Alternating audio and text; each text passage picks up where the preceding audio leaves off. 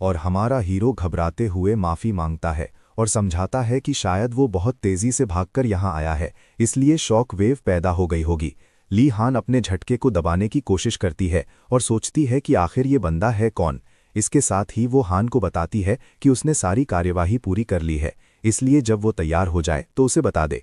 हान सुंग यून अभी शुरू करने के लिए तैयार है और वे दोनों गेट के अंदर जाते हैं, जहां फील्ड्स उनका स्वागत करते हैं।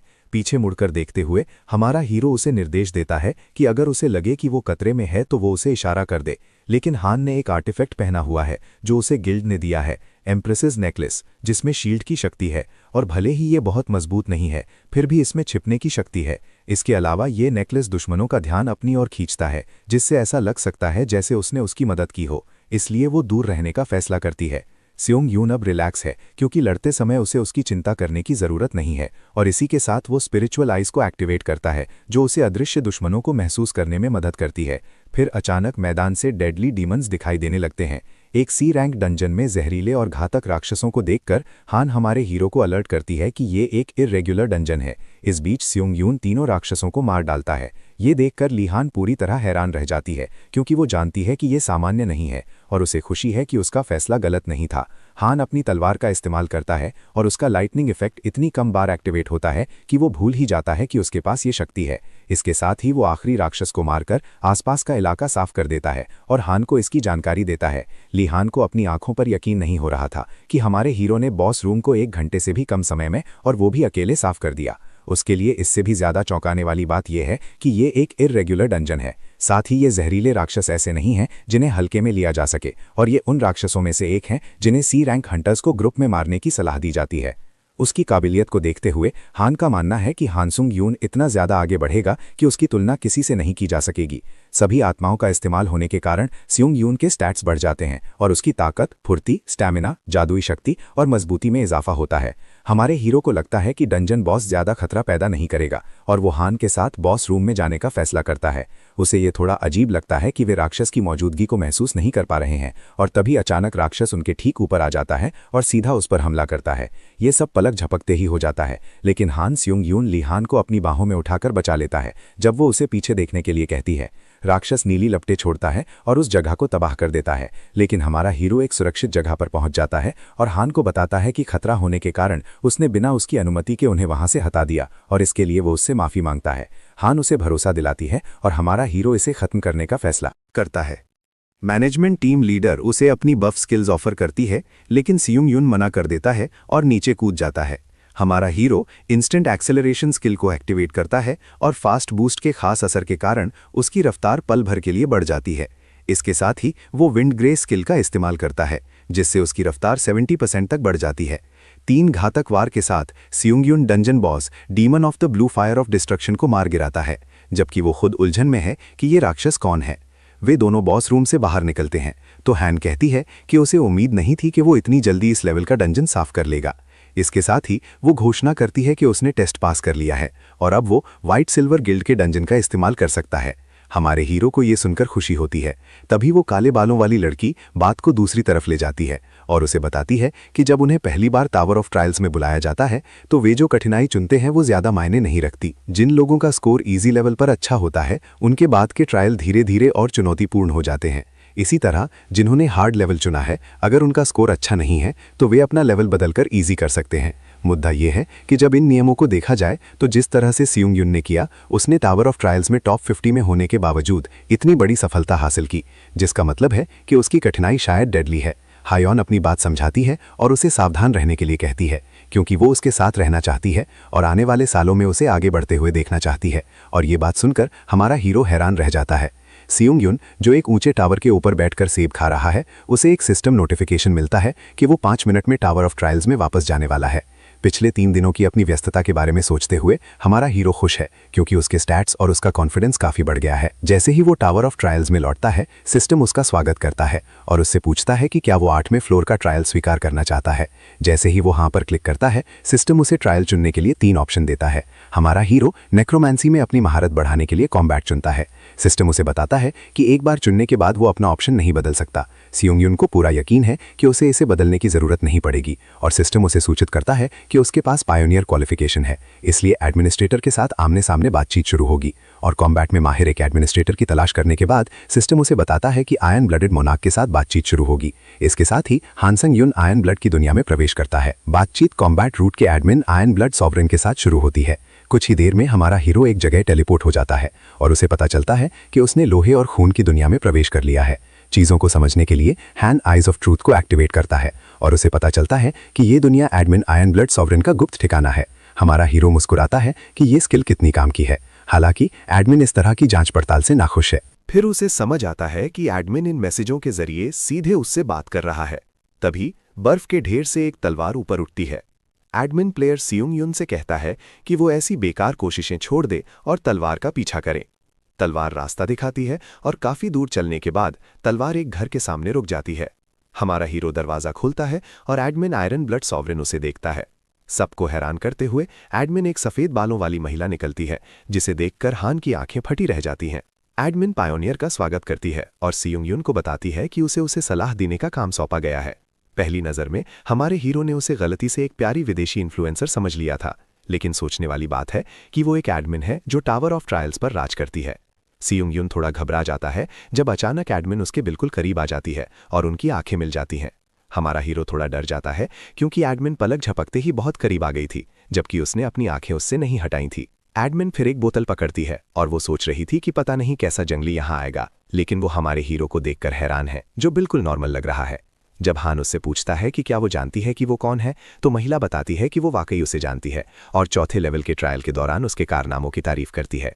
जैसे ही वो ग्लास में ड्रिंक डालती है, हान उत्सुकता से उससे पूछता है कि क्या वो पूरे समय उसके ट्रायल देख रही थी, लेकिन एडमिन स्वीकार करती है कि वो इसे केवल लीडर बोर्ड के माध्यम से देखती है, क्योंकि उनके पास लेवल 8 से नीचे के ट्रायल को सीधे देखने का कोई तरीका नहीं है।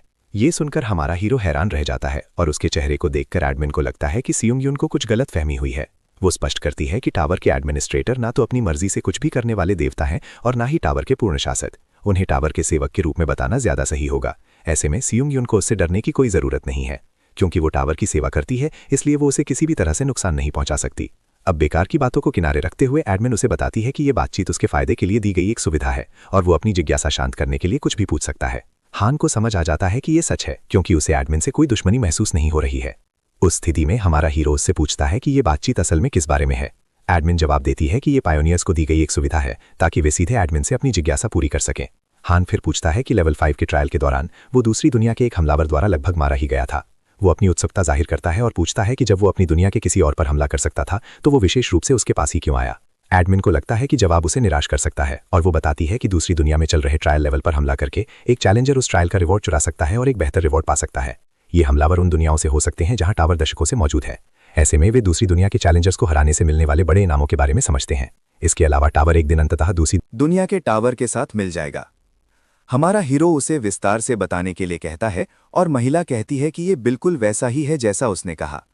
लेवल 20 से ट्रायल व्यक्तिगत के बजाय समूहों में ज्यादा होते हैं। संक्षेप में, जल्द ही हमारा हीरो दूसरी दुनिया के चैलेंजर्स के खिलाफ खड़ा होगा। सियोंग युन तब महसूस करता है कि यही वजह है कि हमलावर भविष्य के प्रतिस्पर्धियों को पहले ही खत्म करना चाहते होंगे। उसके बाद एडमिन को लगता है कि हान की जिज्ञासा शांत हो गई है, लेकिन हमारे दोस्त का एक आखिरी सवाल है जो सबसे सरल है। वो पूछता है कि वास्तव में टावर ऑफ ट्रायल्स क्या है। ये सवाल एडमिन को भी एक पल के लिए सोचने पर मजबूर कर देता है और वो कहती है कि वो खुद भी इसका जवाब जानना चाहती है। हान उलझन में है कि टावर के एडमिन को भी एक साधारण सवाल का जवाब नहीं पता। तभी सच्चाई सामने आती है और एडमिन स्वीकार करती है कि एडमिनिस्ट्रेटर कभी खुद चैलेंजर्स थे। जो चैलेंजर्स लेवल 40 के बाद मर जाते हैं, उन्हें एडमिनिस्ट्रेटर के रूप में पुनर्जीवित होने का अवसर दिया जाता है। वो बताती है कि उसने टावर के शिखर पर पहुंचने का सपना देखा था, फिर भी वो अंत में बहुत पीछे रह गई। वास्तव में वो खुद समेत सभी एडमिनिस्ट्रेटर वे चैलेंजर्स हैं जो टावर के टॉप पर पहुंचने से पहले ही मर गए थे। आखिरकार उनके पास टावर की सेवा करने के अलावा कोई विकल्प नहीं बचा था। ये सब सुनने के बाद हान हताशा में अपनी मुट्ठी भींच लेता है और इस बात से नाराज है कि एडमिन शुरू से ही एक साधारण चैलेंजर के अलावा कुछ नहीं थी और यहाँ उसे बड़ी उम्मीदें थी कि उसे आखिरकार टावर के अंत में क्या है इसके बारे में कुछ जवाब मिलेंगे। इससे एडमिन गुस्सा हो जाती है और वो चिल्लाते हुए हान को दीवार से सटा देती है। अपनी आंखों में भयानक रूप लिए वो हमारे हीरो को चेतावनी देती है कि टावर के अंत के बारे में इतनी आसानी से बात नहीं की जानी चाहिए। वो स्यूंग युन के भावहीन चेहरे को देखती है और वो बिल्कुल शांत लगता है।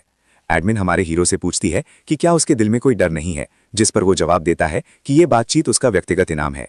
इसके अलावा उसे उससे कोई खून खरादे वाली भावना महसूस नहीं हुई। उसी पल स्यूंग युन अपनी ताकत से दीवार को तोड़ देता है और ठिकाने से बाहर निकलने का रास्ता बनाता है, ये साफ करते हुए कि वो उसे इतनी आसानी से खुद को मरने नहीं देगा। एडमिन दंग रह जाती है और ठहाका मारकर हंसती है कि यहाँ अपने पूरे समय में वो कभी ऐसे चैलेंजर से नहीं मिली जिसने उसका ठिकाना ही तबाह कर दिया हो। फिर भी वो मानती है कि हान की हिम्मत उसे उस पर भरोसा दिलाती है और वो उसे मेंटरशिप का एक कॉन्ट्रैक्ट ऑफर करती है। इस अचानक प्रस्ताव से हमारा हीरो दंग रह जाता है। बाद में हान 8वें फ्लोर की लॉबी में वापस आता है और तुरंत कॉन्ट्रैक्टर स्टोर खोलता है। वो कॉन्ट्रैक्ट को देखता है और उसे एहसास होता है कि ये कोई सपना नहीं था, वाकई उसके पास मेंटर के रूप में एक एडमिन है। हमारे हीरो को एडमिन की वो बात याद आती है कि वो हुनरमंद और साहसी चैलेंजर्स को छोड़ने वालों में से नहीं है। फिर उसे मेंटरशिप कॉन्ट्रैक्ट साइन करने के लिए कहा जाता है और हान हाँ पर टैप करता है। हमारे हीरो के पास अब कॉन्ट्रैक्टर स्टोर और स्पेशल पॉइंट्स का इस्तेमाल करने की पहुंच है। एक विशेष कॉन्ट्रैक्टर रिवॉर्ड के रूप में उसके सभी स्टैट्स 1 से बढ़ जाते हैं। एडमिन को उनके साथ समय बिताकर मजा आया और उसने पायनियर हान से फिर मिलने की इच्छा जताई। हान फिर स्टोर में कैटेगरी पावर्स खोलता है और 3 शक्तियों की लिस्ट देखता है। हमारा हीरो सोचता है कि क्या ये शक्तियां उस अनोखी शक्ति से अलग हैं जो उसे लेवल 8 से मिली थी, लेकिन पहले वो दूसरे पेज चेक करने का फैसला करता है और उसे एक्सेस नहीं मिलता। उसे लेवल 10 की लॉबी से एक्सेस की अनुमति मिलेगी। इसका मतलब है कि स्योंग युन अभी के लिए केवल 3 शक्तियां ही देख सकता है। आयरन स्पिरिट शक्ति, जो एक ए ग्रेड स्किल है और सभी हथियार स्किल्स के लिए सीखने की दर को 2.32 गुना बढ़ा देती है। पावर लॉर्ड ऑफ विंटर, जो ठंडे वातावरण में स्टैट्स को अस्थायी रूप से बढ़ा देती है। और अंत में पावर क्लियर हेडेड, जो यूजर को सभी परिस्थितियों में तर्कसंगत निर्णय लेने की अनुमति देती है। हमारे हीरो को इसमें कुछ खास नहीं दिखता और वो सोचता है कि उसे फिलहाल और एसपी जमा करने चाहिए। जो भी हो, वो क्लियर हेडेड शक्ति खरीदने का फैसला करता है क्योंकि ये शक्ति उसे बुरे समय में भी साफ तौर पर सोचने में मदद करेगी। उसे उम्मीद है कि ये शक्ति अपने नाम के मुताबिक काम करेगी और अपना समय बर्बाद करने के बजाय अपनी जीवित रहने की संभावना को थोड़ा बढ़ाना ही सबसे अच्छा है। आखिर कौन जानता है, उसे एक और हमलावर वाले ट्रायल का सामना करना पड़ सकता है। उसके बाद हान 8वें ट्रायल के लिए आगे बढ़ता है और इसका विषय विनाश है। ट्रायल का उद्देश्य उन स्केलेटन्स को बुलाने वाले लिच को हराना है। इसके साथ ही हमारा हीरो ट्रायल में प्रवेश करता है और तब हक्का बक्का रह जाता है जब वो खुद को एक चट्टान पर खड़ा पाता है और उसकी नज़र में अनगिनत स्केलेटन्स होते हैं। हान समझने की कोशिश करता है और ये साफ है कि स्केलेटन्स की संख्या उससे कहीं ज्यादा है, लेकिन इससे उस पर कोई फर्क नहीं पड़ता क्योंकि वो उन सबको खत्म करने के लिए तैयार है। इसके साथ ही हमारा हीरो स्केलेटन्स के समुद्र में कूद जाता है और उसे तब राहत मिलती है जब उसे पता चलता है कि ये स्केलेटन्स उसके कवच पर एक खरोच तक नहीं मार सकते। फिर स्केलेटन्स का नरसंहार शुरू होता है जब स्योंग युन उनके सिर काट देता है और उनकी हड्डियां बिखर जाती हैं।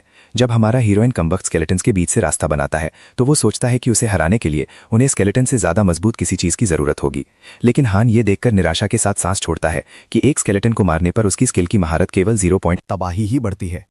तबाही जारी रहती है और हमारे हीरो को यकीन हो जाता है कि वो इस ट्रायल में अपनी स्किल्स नहीं बढ़ा पाएगा, इसलिए वो इसे बस खत्म कर देता है। अचानक एक आवाज गूंजती है जो पूछती है कि उसके पवित्र स्थान में तबाही मचाने की हिम्मत किसने की।